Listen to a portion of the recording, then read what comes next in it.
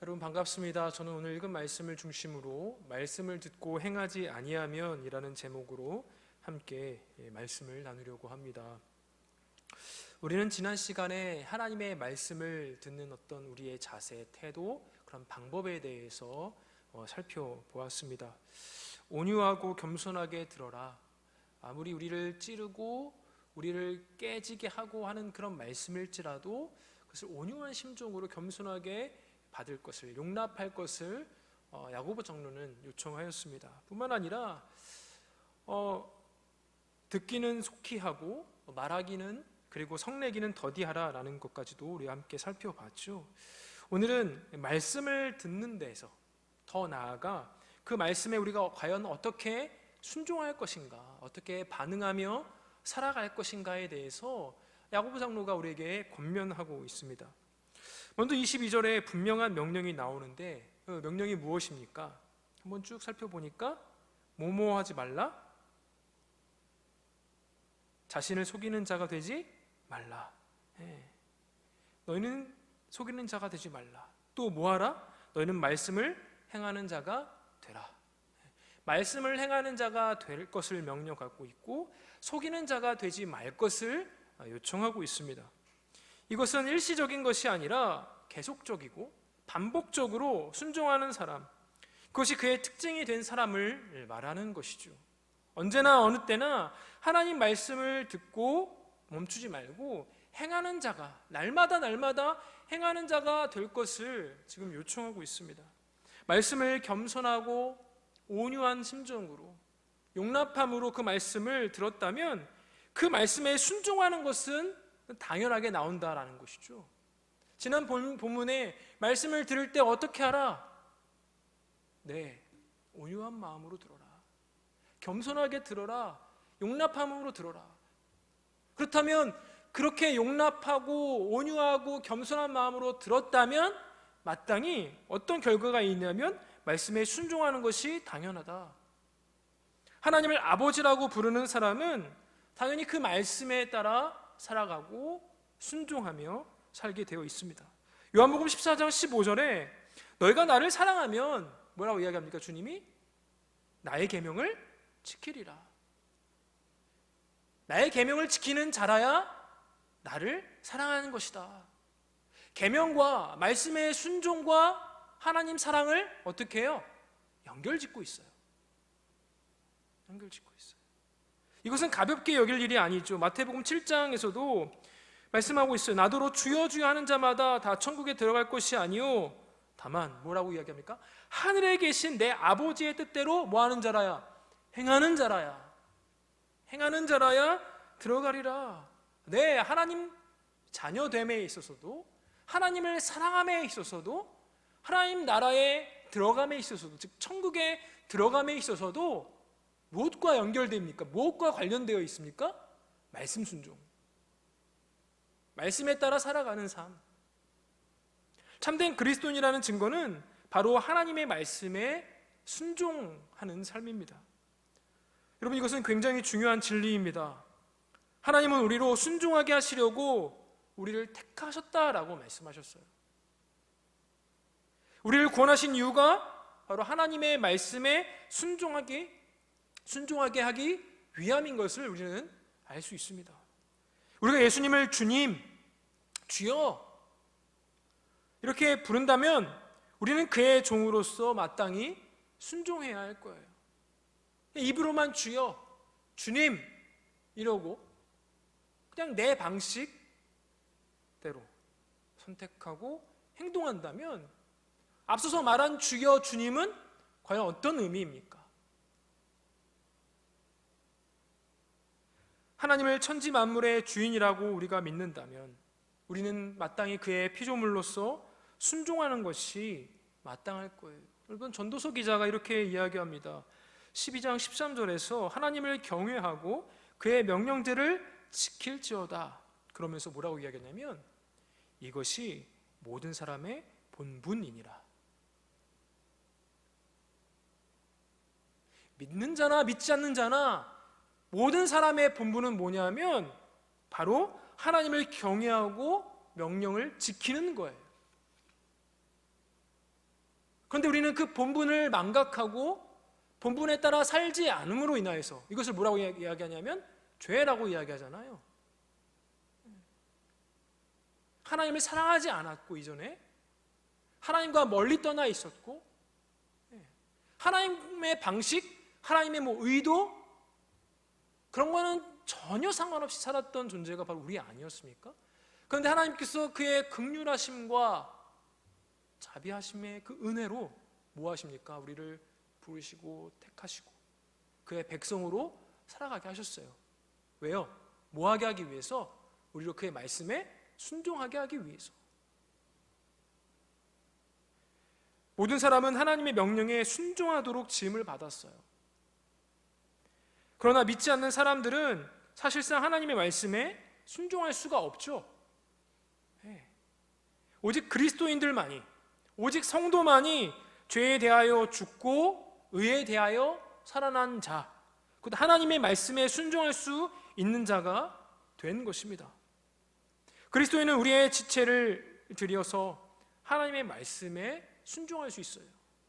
우리의 몸을 들여서, 우리의 사고, 우리의 생각, 우리의 모든 것들을 들여서 하나님 말씀에 순종할 수 있죠.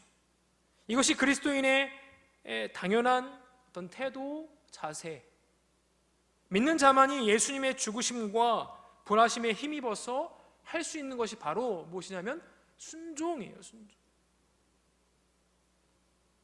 야고보 장로는 분명히 말하고 있어요. 자신을 속이는 자가 되지 말라. 듣고 행하지 않는 것을 뭐라고 이야기하냐면 자신을 속이는 거다. 다시 한번요. 듣고 행하지 않는 것, 듣는 것에서만 멈춘다면 뭐 하는 거라고요? 자신을 속이는 거라고 이야기하고 있어요. 그렇다면 이 사람은 주의 깊게 듣지 않은 것일까요? 여기서 듣는다라는 것은 매우 경청하여 귀 기울이며 듣는다라는 것을 말합니다. 그에게 듣는 것에 문제가 있었던 것은 아니죠. 귀 멀쩡해요. 그의 문제는 들은 말씀에 뭐하지 않는 거예요? 순종하지 않는 것. 에베소서 4장 32절에 보면 서로 용납하라. 지체들 간의 이야기, 하나님의 말씀을 용납할 뿐만 아니라 지체들을 서로 용납한 것도 사도 바울이 요구를 했는데요. 이 말씀을 들어보지 못한 지체들은 없을 거예요. 서로를 귀하게 여기고 존중히 여기며 남을 나보다 더 낮게 여기고 존귀하게 여겨주고. 그러나 실제 삶에서 우리는 어떻습니까? 어떤 사람이 나에게 정말 큰 실수까지는 아니더라도 아주 작은 사소한 실수만 하더라도 어때요? 집에 와서 그때 이 이야기 했어야 되는데 아쉬워하지는 않습니까? 그 사람의 실수 결코 잊을 수 없어. 내가 이겼어야 되는데. 또한 하나님의 말씀을 갓난아이처럼 사모하라. 이 말씀도 실제 삶에서 우리가 행하지 않는 것 같아요. 물론 이 외에도 여러 가지 하나님의 명령들이 많고 또 하지 말 것을 하나님께서 명령하였는데, 그러면서도 사람들은 다 알아. 예전에 들었던 거고 내 머릿속에서도 기억이 나. 이렇게 말합니다. 그리고 잘 순종하지 못하는 것 당연하다라고 이야기하면서 무슨 말을 해요? 난 사람이니까. 핑계가 되고 순종하지 못하는 어떤 하나의 이유가 된다라고 이야기하면서 나는 사람이니까 당연하지 뭐. 난 연약한 거 맞아. 그 용도로 우리가 그 이야기를 하죠. 어느 정도는 하고 있으니 조금만 더 노력하면 된다라고도 이야기를 합니다. 하나님의 말씀을 더 알 필요는 없다고 그저 실천만 더 하면 된다고 말하기도 합니다. 그러나 그 사람이 진짜로 아는 것일까요? 하나님의 말씀을 알고 있는 것일까요? 진실로 예수 그리스도의 장성한 분량에 이르도록 자라기를 사모하며 갈망하는 것일까요? 하나님의 형상으로 초대되어서 부름받아서 다시 회복되어져 가는 그 여정에 진실로 참여하고 싶은 것일까요? 여러분 23절부터 25절에서는 두 사람을 비유적으로 보여주고 있어요. 말씀을 듣고 행하지 않는 사람, 그리고 말씀을 듣고 행하는 사람입니다. 그 둘은 모두 거울을 보고 있어요. 당시 거울은 오늘날과 달라서 열심히 보지 않으면, 그러니까 집중해서 보지 않으면 안 되는 재질로 되어 있었어요. 그러니까 오늘날처럼 한번 딱 보면 바로 선명하게 보이는 거울과는 조금 달랐던 거죠. 지금 제 앞에 아크릴판이 있는데 제가 입김을 불면 어때요? 뿌옇게 돼서 여러분들이 제 얼굴을 잘 보지 못하겠죠. 자세히 더 들여다보고 혹은 닦아야 그 얼굴을 잘 볼 수 있는 것처럼 그 당시에는 잘 볼 수 없었어요. 아주 세심하고 또 꼼꼼하게 살펴봐야 했습니다. 그런데 한 사람은 거울에 자신의 모습을 보고 돌아가서 내가 어떤 모습이었지? 내 얼굴에 뭐가 묻었지? 그것을 잊어버리는 사람을 이야기를 하고 있어요. 자신을 잘 살펴보았지만 그리고 나서 그 자리를 떠나요. 좀 더 자세히 말씀드리면 그는 가고 나서 오랫동안 떠나 있었어요. 자기 자신을 살펴볼 어떤 시간을 투자하지도 않았고 계속해서 거울을 들여다보려고 하지 않은 거죠. 그러니 결국 어때요? 자신의 모습이 어떠했는지 잊어버리는 거죠. 나에게 어떤 부분이 필요했고 어떤 점을 더 노력해야 하는지 그 사실을 잊어버리는 거예요. 이것은 말씀을 듣고 행하지 않는 사람에 대한 비유예요. 우리는 말씀을 듣고 결코 잊어버릴 수 없습니다. 결코 잊어버려서는 안 될 거예요. 그런데 어때요? 때론 말씀을 듣고 뒤돌아서면 목사님 무슨 말씀하셨지? 물론 제가 여러분들이 더 선명하게 더 날카롭게 아주 마음판에 딱 심겨진 말씀을 준다면 더할 나위 없이 이제 잊지 않겠죠. 그러면서 목사님 때문에 그래, 그럴 수도 있겠죠. 그런데 진실로 저에게만 탓을 돌리시겠습니까? 그렇지 않죠. 때로는 가볍게 들을 때도 있고 때로는 듣고자 하는 마음이 애초부터 없었을 수도 있습니다. 또한 당신은 기쁨으로 하나님 말씀을 듣지만 살아가면서 여러 가지 염려, 근심이 생길 때 또 말씀을 잊어버리곤 합니다. 어디서 많이 들어본 이야기죠. 씨 뿌리는 비유. 그렇죠? 마음속에 세속적인 것들이 차 있으면 말씀이 오래 머물 어떤 그 시간이 여유가 없어요.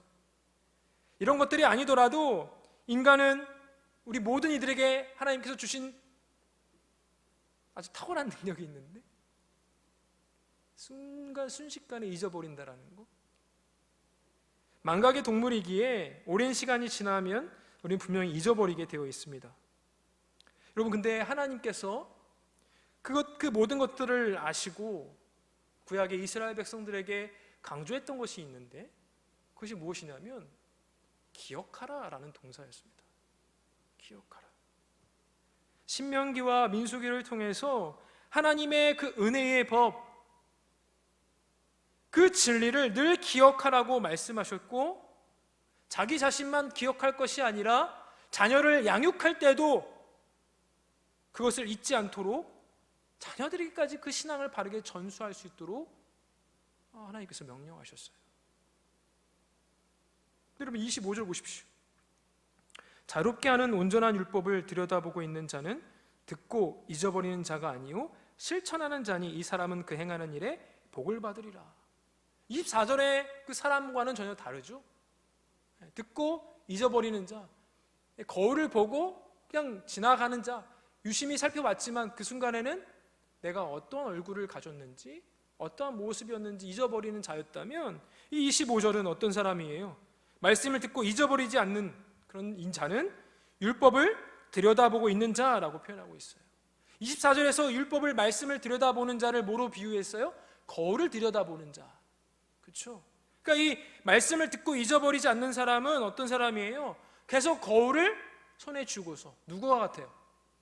오늘날 우리 중고등학생, 여학생들, 여고생, 여중생들 네. 수시로 거울 보죠. 수시로. 물론 그 시기가 이제 외모에 관심이 있어서 그렇겠지만 또 오늘날 많은 우리 자매들이 이제 시간이 좀 여름날에 더 그런 것 같아요. 이제 화장을 하고 나서 이제 땀이 흐르고 그러다 보면 화장이 계속 이어지지 못하니까 화장을 계속 고치는 일들이 분명히 있는데 이처럼 계속 거울을 보고서 그 앞에 머물러 있는 거죠. 그러니까 뭐 티가 있나 흠이 있나 계속 살펴보는 거죠. 무엇을 보고요? 거울을 보고. 여기서 말씀을 듣고 잊지 않는 자는 어떤 자래요? 말씀을 계속 들여다보는 자예요. 거울을 보는 자와 같이 수시로 거울을 보는 자와 같이 수시로 말씀을 들여다보는 자가 말씀을 듣고 잊지 않는 자라고 설명하고 있습니다.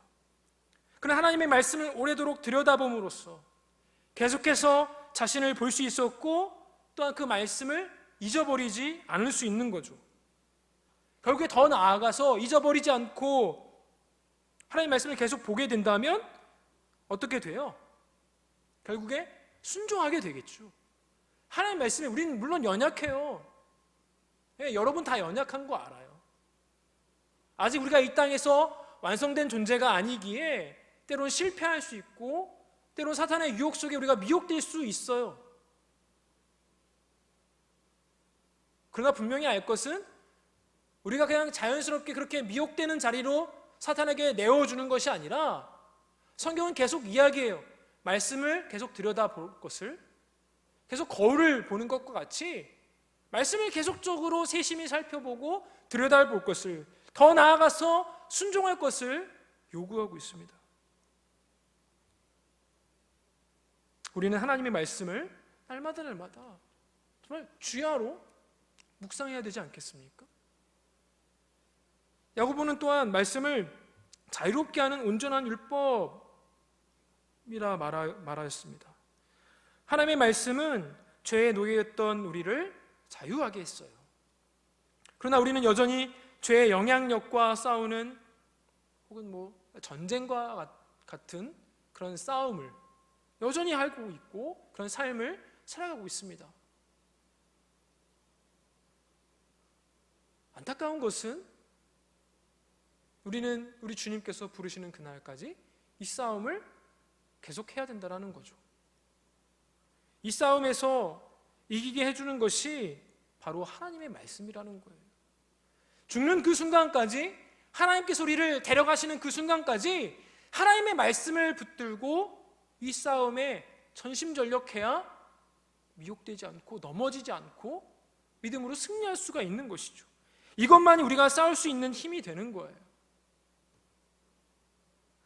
하나님의 말씀은 온전합니다. 세상의 많은 가치관과 많은 교훈, 가르침들, 그런 것들은 불합리함도 있고 여전히 연약한 것도 있고 그렇지만 하나님의 말씀은 결코 그렇지 않아요. 하나님의 진리와 거룩함이 무엇인지를 알려주는 것이 바로 하나님의 말씀입니다. 말씀만이 우리를 훈련할 수 있는 온전한 도구가 되는 것이죠. 말씀만이 우리를 온전하게 하는 사람으로 자라가게 하고 세워가는 온전한 도구가 되는 거예요. 우리는 우리에게 찾아온 시험을 온전히 기쁘게 여기라 라고 야고보 장로가 이야기했지만 사실상 그냥 우리가 자연인 상태로 그대로 있다면 어떻게 그 시험을 온전히 기쁘게 여길 수 있겠어요? 어떻게 우리가 그 유혹에 미혹되지 않을 수 있겠어요? 어떻게 우리가 하나님이 기뻐하시는 삶을 살 수 있겠어요? 우리 안에 있는 어떠한 능력과 지혜 혹은 우리 주변에 있는 어떤 능력자들의 그 도움을 받아서 과연 가능합니까? 물론 순간은 가능할 수도 있겠지만 그게 지속적으로 해답이 되거나 해결책이 되지 못하죠. 그러한 지혜가 바로 어디에 있다고 성경은 이야기하냐면 바로 하나님의 말씀에 있다. 당시 유대인들은 이 율법이 무엇인지 너무나 잘 알고 있었어요. 하나님께서 권위를 가지고 그들에게 주신 법이죠. 유대인들의 모든 삶, 결혼할 때도 그들의 문화, 그들의 풍습, 그들의 절기, 매 순간 일거수일투족 모든 삶에 영향을 미치는 것이 바로 하나님의 말씀, 이 율법이었습니다. 하나님 모든 영역에서 그의 백성들이 온전하고 거룩한 백성으로 살기를 원하신 것이죠. 오늘날 우리에게도 하나님은 우리로 마음대로 살게 두지 않으시고 삶의 모든 영역에서 하나님의 통치에 따라, 하나님의 뜻에 따라, 하나님의 의도에 따라 그 말씀으로 그 뜻을 다 보여주셨어요. 우리가 이 말씀을 떠나서는 결코 하나님의 의도에 맞게 모든 영역에서 살아갈 수가 없는 것이죠. 여러분 25절에 실천하는 자니 이 사람은 그 행하는 일에 복을 받으리라고 했어요. 여기서 복을 받으리라 라는 말은 하는 일마다 잘되고 승승장구할 것이라고 말하는 것이 아니에요. 이것은 무엇입니까? 하늘에 속한 신령한 그 복, 날마다 더해지는 거룩함, 더불어서 환경과 상관없는 우리의 온전한 믿음, 그 귀한 것들을 누리는 것이죠. 그리고 마지막 날에 받게 될 생명의 면류관을 말하는 거예요. 즉 하나님과의 관계로부터 오게 되는, 누려지게 되는 그 복. 뭐 할 때 얻어진다고 이야기합니까? 실천하는 자니. 어떤 상황과 어떤 형편 속에서도 하나님의 말씀에 따라 순종하고 실천할 때 그 일에 실패가 있다 하더라도 그 자체가 뭐라는 거예요? 그 일에 복을 받으리라.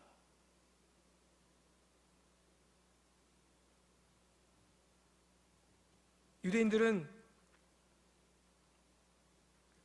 여러 의식과 절기를 지키면서 자신이 거룩하다라고 여겼을 거예요.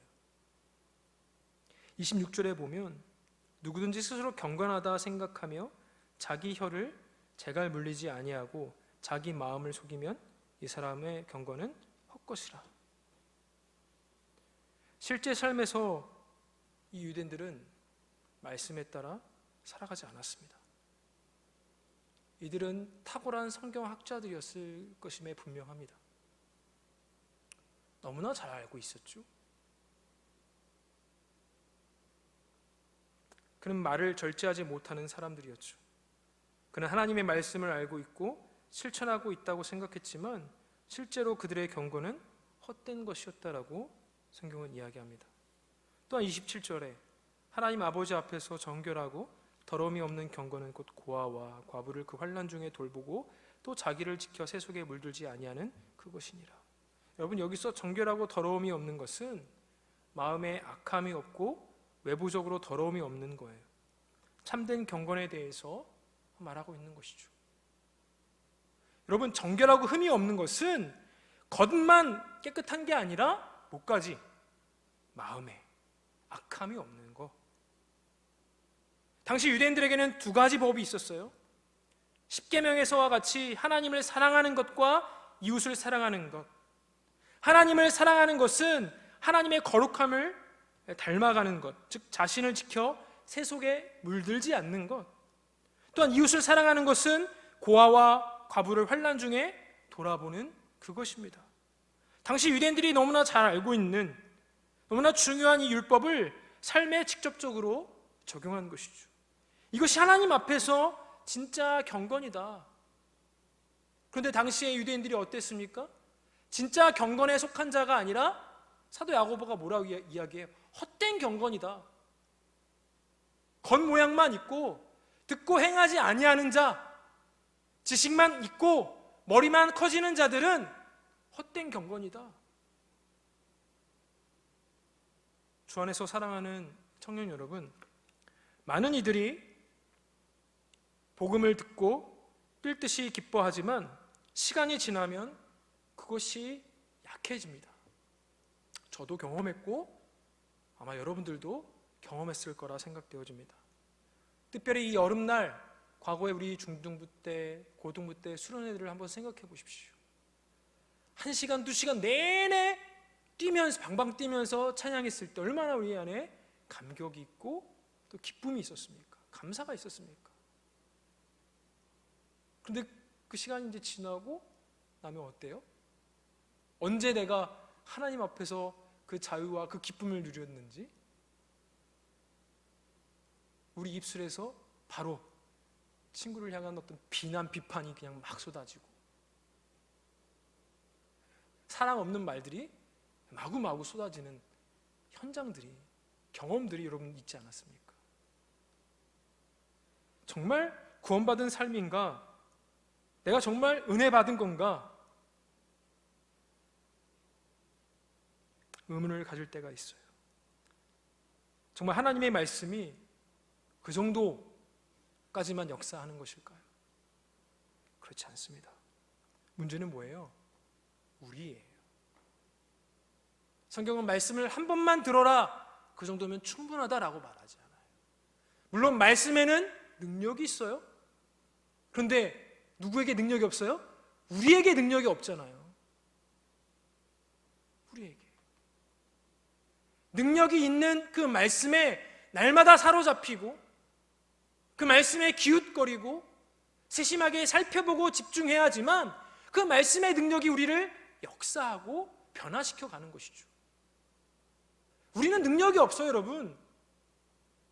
말씀을 한번 들었다고 들으면 된다고요? 아니요.